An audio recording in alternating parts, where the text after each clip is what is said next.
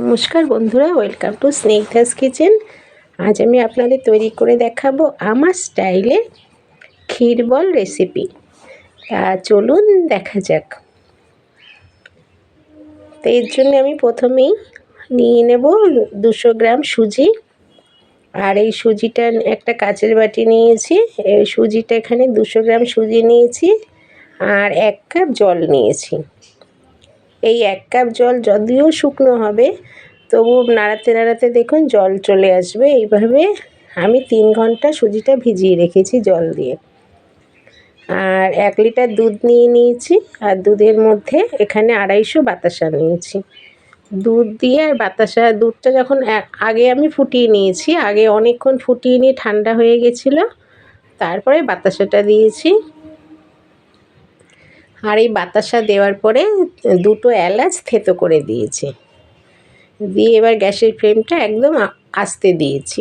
দিয়ে এবার একটু নাড়িয়ে দিচ্ছি বাতাসাটা, যাতে বাতাসাটা গলে যায় আর একটু হালকা ফুটতে শুরু করে। আর দেখুন সুজিটা এভাবে ভিজেছে। 3 ঘন্টা আমি সুজিটা এরকম জলে ভিজিয়ে রেখেছিলাম। একদম নরম হয়ে গেছে সুজিটা, খুব সুন্দর। অনেকে চালের গুঁড়ো দিয়ে করে, আমি চালের গুঁড়ো দিইনি, ওই জন্য আমি সুজি দিয়ে করেছি। সুজি দিয়ে বানাচ্ছি ক্ষীর বলটা। আর এখানে একটুখানি চালের গুঁড়ো দিলাম হাতে করে, ধরুন ছোটো চামচের 4 চামচ মতো চালের গুঁড়ো দিয়েছি। আর এটা কর্নফ্লাওয়ার দিয়েছি, যেহেতু দুধে ফোটাবো। আর 1 চামচ চিনি দিয়েছি, আর পরিমাণ মতো একটু নুন দিয়েছি।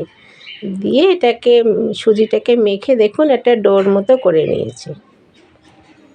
এবার এই ডোটা থেকে ছোট ছোট বল করে নেব।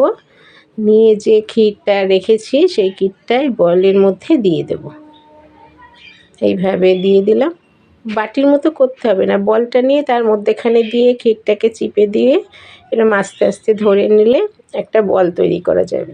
আর এটা যেহেতু একটু নরম আছে, খুব একটা শক্ত হয়নি, যেহেতু সুজি আর জলে ভেজানো ছিল, একটু নরম নরমই থাকবে, বেশি শক্ত করতে হবে না। আর একটা প্লেটে একটু চালের গুঁড়ো নিয়ে নিয়েছি। যদি মনে করেন কখনো হাতে লেগে যাচ্ছে, হাতে একটু চালের গুঁড়ো লাগিয়ে নেবেন। এইভাবে হালকা করে নিয়ে বলটাকে আবার ঘুরিয়ে নেবে, এতে বলটাও তৈরি হয়ে যাবে আর হাতে অত লাগবে না। কিন্তু এটা খুব একটা শক্ত হবে না, ওই জন্য হাতে লাগার একটু ভয় থাকবে। তো এইভাবে অল্প অল্প চালের গুঁড়ো নিয়ে এইভাবে বলগুলো নিতে হবে। নিয়ে আর মধ্যেখানে ক্ষীর দিয়ে আপনারা বানিয়ে দেখুন।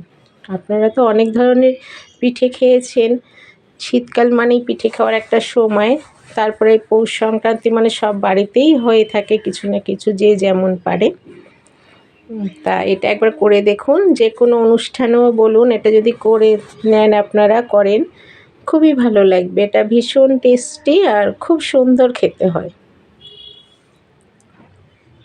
আপনারা যে কোনো পুজো বলুন, অন্য কোনো অন্নপ্রাশন বলুন, বা যে কোনো অনুষ্ঠানে এটা বানাতে পারেন। এটা ভাঙারও বেশি ভয় থাকে না, আর ভীষণ টেস্টি, খুব ভালো লাগে। বাচ্চা থেকে বড় সবারই খুব পছন্দের জিনিস হবে এটা। আর বেশি সময়ও লাগে না, অথচ খুব তাড়াতাড়ি খুব টেস্টি এই পিঠেটা আপনারা বানাতে পারেন। দেখতেও সুন্দর আর খেতেও ভীষণ ভালো। আর ভাঙার ভয় নেই বলে এটা আরও ভালো হয়। তাই জন্য আমি আপনাদেরকে শেয়ার করলাম। আপনারা মনে করলে একবার বানিয়ে দেখুন। এটা সবারই গরম গরম তো ভীষণ ভালো লাগে, একটু ঠান্ডা হলেও ক্ষতি নেই, তাও টেস্ট হয়। পিঠে যেহেতু ঠান্ডাটাও ভালো হয়। তাই দেখুন দুধ বাতাসাটা পুরো তৈরি হয়ে গেছে। অনেকে চিনি দিয়ে করে, আমি কখনো কিছুতে চিনি দিই না। আমার বাতাসাটা গুড়ের যেহেতু, আমি সেরকম গুড় দিয়েই বানাবার চেষ্টা করি, তবে গুড় দিই না, আমি বাতাসাটা দিয়েই করি। তো এইভাবে যখন দেখুন দুধ বাতাসা শিরাটা পুরো রেডি হয়ে গেছে, তখন আমি এই বলগুলোকে, ক্ষীর বলগুলোকে আস্তে আস্তে দিয়ে দেবো। তা আপনারা যদি মনে করেন কাঁচা পাকের সন্দেশ এনেও করতে পারেন, বা এমনি নর্মাল খুব নরম সন্দেশ দিয়েও করতে পারেন। এইভাবে পুর দিয়ে ক্ষীর বলগুলো খুব ভালো হবে। তাই এটা বেশি নাড়তে নেই, আমি দিয়ে আস্তে করে একটু নেড়ে দিলাম। আর গ্যাসের ফ্লেমটা কিন্তু একদম কম থাকবে, কেননা এগুলো একটু বড় বড় মোটা, তাহলে সিদ্ধ হবে না। তাড়াতাড়ি ফুটে গেলে দুধটা কমে যাবে, অথচ এটা সিদ্ধ হবে না।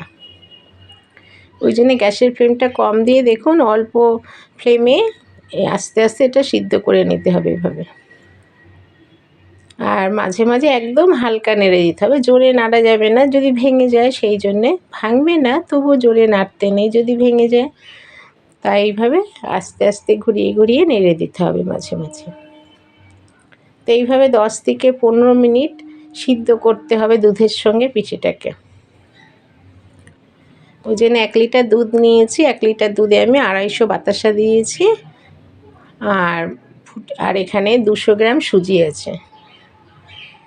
তো এইভাবে আমি দেখুন ক্ষীর বলগুলো রেডি করে নিয়েছি। আপনারা যদি মনে করেন কখনো কোনো অনুষ্ঠানে বা এমনি সময় একবার বানিয়ে দেখুন, ছোট বাচ্চা থেকে বয়স্ক সবারই ভালো লাগবে এটা। আর আমি নারকেল দিইনি, অনেকে নারকেলে অ্যাসিডিটি হয়, অনেকে বলে নারকেল সহ্য হয় না, একটু বয়স্কদেরও নারকেল সহ্য হয় না, আর বাচ্চাদের নারকেল খেলে শুনেছি কাশিটা বাড়ে। তো এইভাবে দেখুন ক্ষীরবল রেসিপিটা আমি বানিয়ে নিলাম। তো বন্ধুরা, আমার তৈরি এই ক্ষীরবল আপনাদের কেমন লাগলো তা আপনারা আমাকে লাইক, শেয়ার ও কমেন্ট করে অবশ্যই জানাবেন। আর আমার রেসিপিগুলো যদি ভালো লেগে থাকে আপনাদের, আমার চ্যানেলটিকে সাবস্ক্রাইব করবেন আর পাশে থাকা বেল আইকনটিকে ক্লিক করবেন।